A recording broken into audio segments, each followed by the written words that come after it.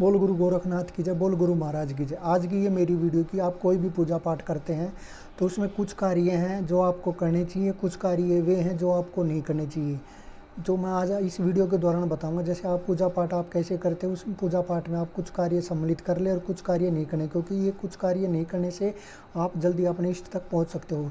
जैसे क्योंकि जब हम कोई भी पूजा पाठ करते हैं और कुछ हमने ऐसे कार्य कर लेते हैं जो आपको सूर्य कृपा, आपको ऊर्जा, उसकी ब्रह्मांड ऊर्जा आपकी शरीर की ऊर्जा से मिलना चाहती है तो वो मिल नहीं पाती। जिसमें आप पूजा पाठ करते हो उसका आपको अंश प्राप्त नहीं होता, ये उसकी कुछ कमियां हो जाती है, वो मैं आपको इस वीडियो में बताऊंगा। जैसे सबसे पहले क्या होता है कि आप नहा धोकर अपने मंदिर में बैठते हो। मंदिर में बैठने के बाद अपने जो मूर्तियां हैं सबकी सफाई करते हो, दीपक की सफाई करते हो, एक आसन लेते हो, आसन पर बैठ कर एक लोटा पानी का लेते हो, वो जोत खड़ी करते हो। आसन पर खड़े होकर अपने ईश्वर का, अपने इष्ट का, अपने बाबा का, माता का, सबका आह्वान करते हो, उनका भोग रखते हो। और सुबह शाम आप मिश्री का या गुड़ का जो आप अपनी सामर्थ्य के अनुसार स्टार्टिंग में जो भोग चला दो वही भोग आप लास्ट तक रखोगे। चाहे आप 2 पता से लौंग का भोग दो, चाहे आप लड्डू का भोग दो, जो आपने स्टार्टिंग में भोग चला दिया वो दो। अगर क्या होता है कई बार भगवान परीक्षा लेता है तो आपसे वो भोग नहीं पहुँचे तो उनसे प्रार्थना कर कर आप हाथ जोड़कर माफ़ी मांग सकते हो कि भाई मैं अपनी सामर्थ्य के अनुसार ये भोग अभी है, अभी नहीं हो पा रहा तो मैं ये दे रहा हूँ। वो आपकी परीक्षा चलती है तो आप हाथ जोड़कर गलती मानकर अपना भोग बदल सकते हो। एक लोटा जल का भी ले लेना है और पूजा पाठ मंत्र जाप करना है।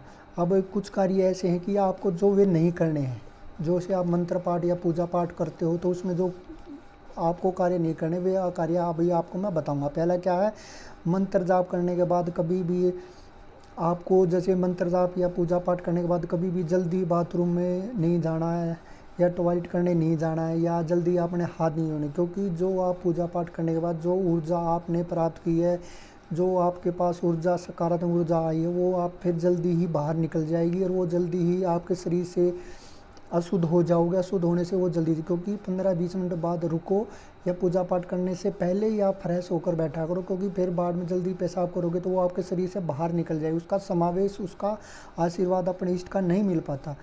दूसरा बात क्या होती है कि आज जैसे बहुत से भगत क्या करते हैं कि पूजा पाठ करने के बाद भी स्नान करते हैं, वो बिल्कुल गलत है। पूजा पाठ पहले कर लो बढ़िया बात, लेकिन बाद में जैसे वही पसीने आ गए या कुछ कुछ भी आपको लगे कि मेरे को स्नान करना, तो 15-20 मिनट बाद रुक कर करो, क्योंकि आप एकदम पूजा पाठ के बाद उठे हो, उठने के बाद रुक जाओ, रुक कर फिर करो, जल्दी जल्दी जाकर स्नान नहीं करना है। ऐसा करने से आपको इष्ट की प्राप्ति नहीं होगी। जो ऊर्जा जो आप पूजा पाठ कर रहे हो उसका अंश आपको बहुत लेट मिलेगा, लेकिन वो नहीं मिलेगा जो आप पूजा पाठ कर रहे हो। तीसरा क्या है कि आपको किसी भी गंदी जगह नहीं जाना, नहीं गंदी चीज़ आपको पहननी है। जैसे आप वस्त्रों को नहीं धोते हो या कोई भी गंदी चीज़ है उसके पास नहीं जाओ। इन जाने से आपके जो ऊर्जा प्राप्त होती है वो ऊर्जा नहीं मिलेगी, जो आपके शरीर से वह नाराज़ होकर चली जाएगी। चौथा क्या होता है, तामसिक चीज़ों से दूर रहो। जैसे पूजा पाठ करने के बाद आप क्या बोलते हैं, मांस, मदिरा या कोई नशा पता करते हो तो ये नहीं करने हैं। अगर जैसे माता की या हनुमान महाराज जी या काली माता ही करते हो तो मंगलवार शनिवार के दिन तो आपको ये करना ही नहीं है, कोई भी नशा पता या तामसिक चीज़ों का सेवन ही नहीं करना। अब ये चीज़ें हैं जो आपको करनी है, ये पहले मैंने बताई जो नहीं करनी। अब ये चीज़ें जो आपको पूजा पाठ के बाद करनी है, जिससे आपको इष्ट की प्राप्ति ज़रूर होगी जल्दी। आरती ज़रूर करें, कोई भी पूजा पाठ करने के बाद आप आरती ज़रूर करें, क्योंकि आरती करने से क्या होगा, जिस इष्ट की, माता की, बाबा की आप सेवा करते हो, उसकी पूजा पाठ करते हो, आरती करने से वो प्रसन्न होती है, वो चीज़ें जागृत होती है, वो माता बाबा जागृत होता है और उसको आपको आशीर्वाद देता है। जो आप मन से, इच्छा से आप जो आशीर्वाद अपने इष्ट तक मांगते हो वो आपकी इच्छा ज़रूर पूरी होती है, इसलिए आप आरती ज़रूर करें। दूसरी बात क्या है, माला जाप करने के बाद तुरंत ही कहीं पर ना रखें, अपने गले में धारण कर ले कम से कम 5 या 10 मिनट, क्योंकि जो आप माला से जाप करते हो, जाप द्वारा जो ऊर्जा प्राप्त होती है उस ऊर्जा को आप अपने गले में रखें, सीधा कहीं पर भी नहीं रखें। 5 या 10 मिनट गले में ज़रूर रखें, उसके बाद ही फिर आप वापस अपने मंदिर के स्थान पर रख दें। गले में पहनना ज़रूरी है। तीसरा क्या है, पूजा पाठ करने के बाद दान ज़रूर करें। जैसे कई बार देखा होगा वक्त बदलता है, समय के अनुसार जब पूजा पाठ करते हो तो आपके घर के द्वारे पर कुत्ता, बिल्ली या कोई पक्षी भी आ जाता है या गाय, बैल आ जाता है, तो आप पूजा पाठ करने के बाद जो आपसे पुगे 2 रोटी हो, 2 पतासे हों, जो आपके घर पर गुड़ हो, मिश्री हो, कुछ भी गौ माता को छुछकार के देना चाहिए। एक बात हमेशा याद रखो, अगर पूजा पाठ करने के बाद बैल या गौ माता आपके द्वारे पर आई, अगर आप खुश होकर उसको गुड़ खिलाते हो तो आपके पितर बहुत ज़्यादा खुश होते हैं, क्योंकि गाय और बैल को गुड़ खुआने से पितर जो आपका घर है वो बहुत खुश होता है, एक अलग ही अनुभव होता है। इसलिए कोई भी चिड़िया आए या भाई कुत्ता बिल्ली, उसको रोटी पानी जो आपसे पुग सके वो ज़रूर देना चाहिए।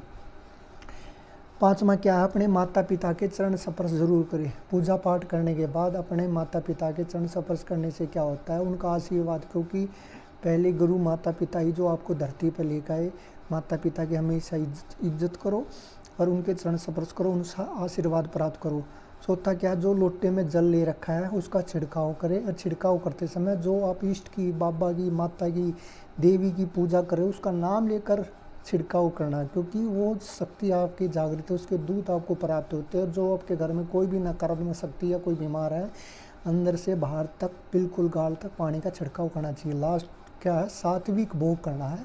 कोई भी पूजा पाठ करो, अपने घर में मंत्र जाप कर रहे हो या किसी बाबा की, माता की, किसी की सेवा कर रहे हो, तो आप उस दिन उन दिनों सात्विक भोग करना है, किसी का नशे पते का भोग नहीं करना है, इन चीज़ों का ध्यान रखना है। लास्ट पॉइंट क्या है, जब भी पूजा पाठ करने के बाद हमेशा गायत्री महामंत्र का जाप करें, क्योंकि गायत्री महामंत्र का जाप करने से क्या होता है, अगर आपको पूजा पाठ करने के बाद भी कुछ भी आपके अंदर कमी रह गई हो, असल में तो जो आप पूजा दिल से, मन से, हृदय से पूजा इष्ट की, माता की, बाबा की करता है तो वो पूर्ण ज़रूर होती है। लेकिन कई बार क्या होता है, आदमी कितनी कोशिश कर ले, कहीं ना कहीं कमी ज़रूर रहती है। अगर कमी कहीं पर रहेगी तो लास्ट में महामंत्र जाप ज़रूर करें, गायत्री महामंत्र जाप जरूर करें। ऐसा करने से आपकी जो पूजा वो सफल होगी। कोई दोष वोष रह गया तो वो ईश्वर आपकी ज़रूर सुनेगा।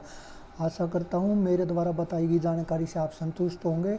अगर पहली बार मेरे चैनल पर है तो मेरे चैनल को लाइक करना, सब्सक्राइब करना, शेयर करना। मेरी वीडियो को ज़्यादा से ज़्यादा शेयर करोगे तो उन भाइयों तक पहुँचेगी जो मैं भक्ताई की दुनिया में अपने द्वारा, जो मेरा ईश्वर, मेरा इष्ट, जो मेरे को ज्ञान थोड़ा बहुत नाम मात्र के बराबर है, मैं उसको जो बातें बताता हूँ वो किसी भाई को अगर एक की भी ज़िंदगी सफल होगी तो मेरे लिए बहुत सौभाग्य की बात है। मेरी वीडियो को लाइक शेयर करना। बोल गुरु गोरखनाथ की जय, बोल गुरु महाराज की जय। आदेश आदेश आदेश मेरे नाथ जी को आदेश।